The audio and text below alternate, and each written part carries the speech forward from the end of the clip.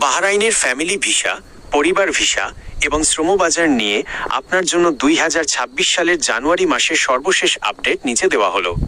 Family পরিবার ভিসার বর্তমান অবস্থা। বাহরাইনে ফ্যামিলি ভিসা নিয়ে দীর্ঘদিনের জটিলতা থাকলেও বর্তমানে কিছু গুরুত্বপূর্ণ তথ্য সামনে এসেছে। আংশিক সুযোগ।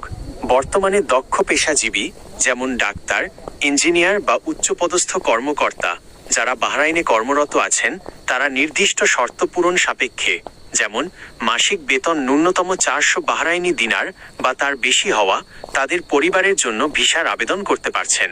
সাধারণ প্রবাসীদের জন্য, সাধারণ শ্রমিক বা কম বেতনের প্রবাসীদের জন্য ফ্যামিলি ভিসা এখনো আগের মতো সহজলভ্য নয়।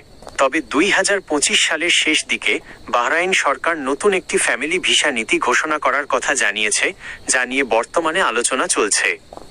2. শ্রমবাজার ও নতুন ভিসা। Work permit. বাংলাদেশি কর্মীদের জন্য নতুন ওয়ার্ক পারমিট বা কাজের ভিসা পুরোপুরি উন্মুক্ত হওয়া নিয়ে সর্বশেষ আপডেট হলো। কূটনৈতিক প্রচেষ্টা। গত নভেম্বর ও ডিসেম্বর 2025-এ বাংলাদেশ সরকারের পররাষ্ট্র উপদেষ্টা বাহরাইন কর্তৃপক্ষের সাথে উচ্চ পর্যায়ের বৈঠক করেছেন। বাহরাইন সরকার বাংলাদেশিদের জন্য ভিসা প্রক্রিয়া সহজ করার আশ্বাস দিয়েছে।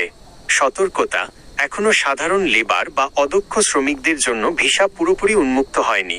অনেক দালাল ভিসা খুলছে বলে অগ্রিম টাকা নিচ্ছে, যা থেকে সাবধান থাকা জরুরি।